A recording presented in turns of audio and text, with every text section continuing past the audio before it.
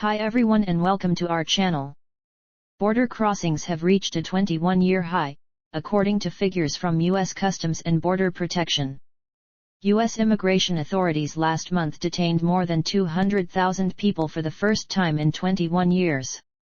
The figure is the latest evidence of a steady rise in immigration during 2021 that has strained U.S. humanitarian capacity and tested the limits of the Biden administration's liberal campaign promises.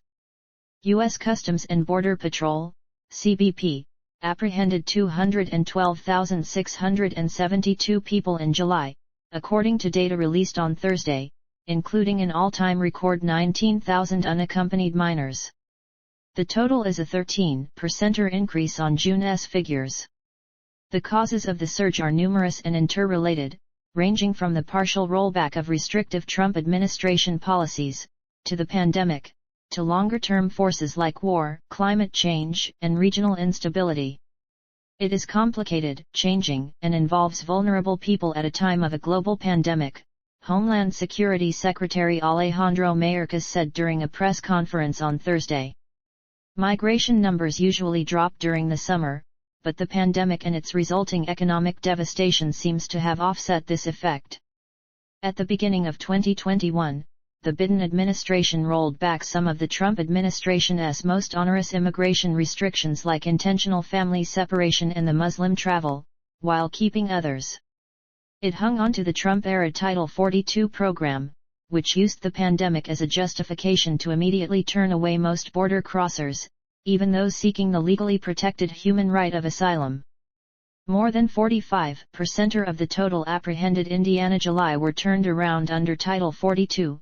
According to the figures, though the data reveals even this hardline policy hasn't deterred many from trying to improve their lot in the United States.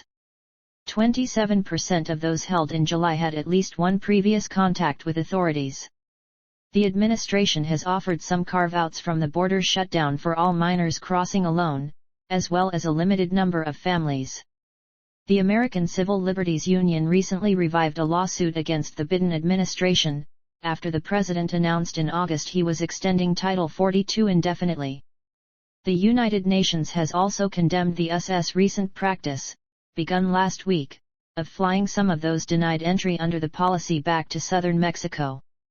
Individuals or families aboard those flights who may have urgent protection needs risk being sent back to the very dangers they have fled in their countries of origin in Central America without any opportunity to have those needs assessed and addressed, the UN High Commissioner on Refugees wrote on Wednesday in a statement. These expulsion flights of non-Mexicans to the deep interior of Mexico constitute a troubling new dimension in enforcement of the COVID-related public health order known as Title 42. As described in a recent analysis for The Independent, though there has been an uptick in migration across the the seemingly perennial mismatch between the number of people arriving to the U.S. and the ability to process their immigration claims effectively and humanely is largely a political choice. The U.S. hasn't fundamentally altered its immigration framework for decades, and a 50-50 divided U.S. Senate is unlikely to do so anytime soon, despite the Biden administration's goal of passing comprehensive citizenship reforms.